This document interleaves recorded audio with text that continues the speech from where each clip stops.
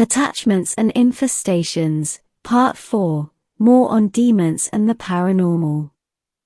Hello, thank you for joining me here once more. I hope you are all doing very well. I am Mari Swaruu. The lower astral is a direct reflection of the material world. It is only lower in frequency and not in location. It is not localized under the material world, as in underground, as many have described. It is intermeshed within and in the material world, or vice versa, sharing the same space but in another existential frequency. What each person can see and perceive depends only on their mind, and on the ideas that they hold in it, as thoughts are frequencies, and if repetitive and strong enough they will end up dictating the average frequency and vibe of the subject. Your thoughts determine your vibe. Whatever you are thinking will make you vibrate accordingly to that thought's vibration, which will make your personal frequency, and that in turn will determine the world you live in, as you can only perceive what is in your conscious awareness. Something may be right there in front of you, but if you lack the context and the necessary data to interpret what is in front of you, you either won't see it at all, or you will interpret whatever you are perceiving as something else or something different, and that matches your thoughts and the data that backs them, and not how it really is. You need to have a base of data and of experience to be able to interpret what you perceive, to be able to discern what is in front of you, and this may be an object, a situation, or complex behavior someone else is demonstrating or showing. All other realms are right there, one over the other. This is the metaphysical interpretation of the principle of non-locality, where there is no distance and no location in the ether, and it is only the baggage, the context, the data, and how it is interpreted which will determine what each individual will see and perceive, therefore live, and that is why the external world is only a reflection of who each person is inside, and of their vibration. So, it is your mind and your ideas, and the elusive limitation of your physical senses which keep you observing only the material world and nothing else, and this is why at the moment of death, when those senses turn off, where the subject suddenly starts to see other realms, those that were always there. And whatever the subject will see and perceive once they have transcended the body's sensory filter, is the direct result of each person's frequency and vibe. Therefore, the thoughts and the vibration of each subject when in life will determine what they will see and live once they have passed on. This is yet another reason why the heavy entity-parasitized media and entertainment industry pushes dark ideas, images, and behaviors so strongly. This is why the media pushes images of demons, monsters, ugly places, destruction, pain, and despair all the time. You can see this in music videos and choreographies, which are more and more often showing demons, sacrifices, and so on, and you can see this in movies as well, which commonly show post-apocalyptic scenarios, and even worse, most movies nowadays always involve something satanic going on, rituals, and extremely ugly entities of all kinds. As I see things, this is to guide the people's perception to have those kinds of things in their awareness, so that will become their reality, the one they accept as normal, and as the living have such a strong connection to Source, that is what they will manifest for themselves and also for the entities who are pushing all those agendas in the background, through their organic portals, through the people who knowingly or not work for them and their interests.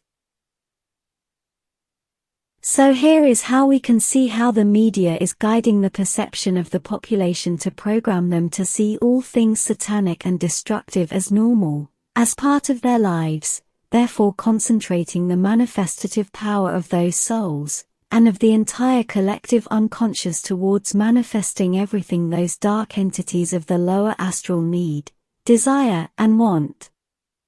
This is why people in power, politicians, and media overlords, those who dictate what must be transmitted to the public, and what kind of movie themes and subjects must be created, are so heavily parasitized, as that is how those lower astral entities control and profit from the world of the living, guiding and exploiting the human population as efficiently as possible.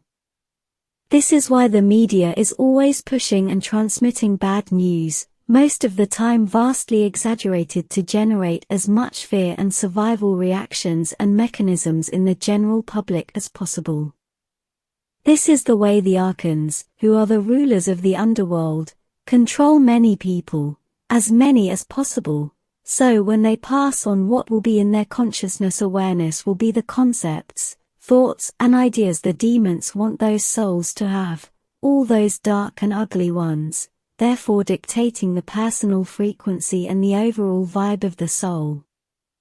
Therefore, all that that soul can perceive is what was programmed into it. So if in its awareness all those dark ideas and agendas are the reality for it, and also combining this with the strong mind control and programming that those same archons dictated upon those souls using their religions, and all the institutions of all kinds which control information in general, and everything that will be considered to be the truth. This will cause the soul to only be able to see the reality that the archons dictated to it, so the soul will manifest and live exactly what those rulers want it to live.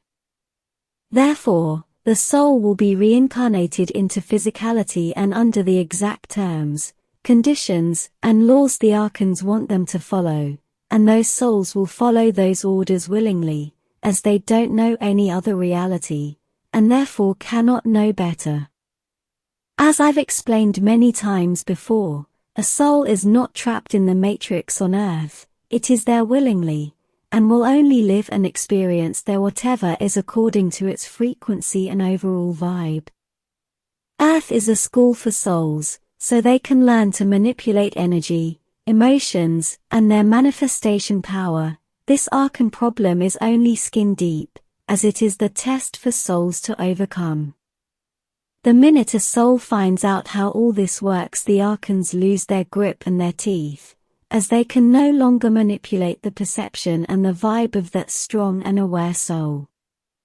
Souls, as in singular, and the collective unconscious, as in many souls, manifest the lower astral, and the demons and archons in it, who in turn manipulate all those souls into manifesting more of them, into feeding them, to keep them existing.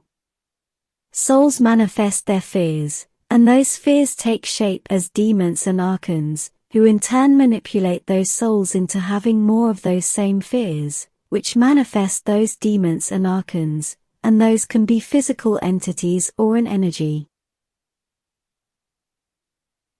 This vicious circle is only broken when the soul realizes it exists, then steps into its power, and starts taking control over its life and overall what it thinks and does. Realizing that you can be manipulated into fearing and manifesting ugly things for yourself, and choosing a better path, full of love and improvement, will defeat the archons and make you a light being, which manifests and transmits a higher and more positive vibe on earth.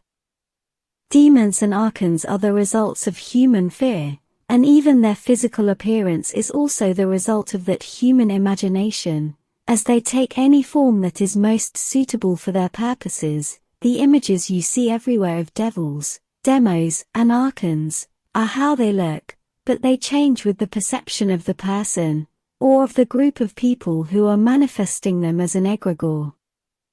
Don't let them rule your life with their fear and with their mind tricks. They exist because you made them, your personal demons as many say. You are the one with a choice, and you are the one with a strong connection to Source. You control them, you made them by relinquishing your power. Never fear them, as that is what feeds them. Look at them in the eye regardless of how horrible they may look back at you, that renders them powerless, and makes them dissolve back into the dark ethers of the night. But beware of those demons and archons who are using living organic portals, those who look like other people, because through them they can manipulate matter, therefore might be able to get to you if you lower your guard. But you can also control those by not becoming a match to their interests. You can become untouchable by not complying with their temptations to consume ill and degenerate content, and by not acting in a way that is concurrent with the way a demon would act. You can control who you want to be, who you are, and who you will be, and by choosing not to be a demon you become the opposite, and you are no match to them, or for them, you are over them. If you don't act like a demon, you cannot be manipulated by demons. The demon is your reflection, it is a side of you, your dark side, your product. You decide what you produce, you decide what you live and experience. Don't resist having a dark side, learn from it and transcend it. Use your dark side to be able to discern the opposite and learn from it so you do not repeat the same mistakes. Don't dwell on your dark side and don't blame yourself for having it. Remember, it is a duality basis reference so you can see the opposite as well. What you resist persists. Remember, as darkness rises, so does good to match it. As Athena Swaruu said, the real power and the real merit of the light being is also knowing it is also the demon, but willingly and consciously chooses to be the light being. One defines the other, but you don't have to be both. You are the powerful creator, not the demon. Choose your path wisely. Thank you for watching my video, and for liking and subscribing. I appreciate it a lot. And I hope to see you here next time. With much love. Your friend, Mari Swaruu.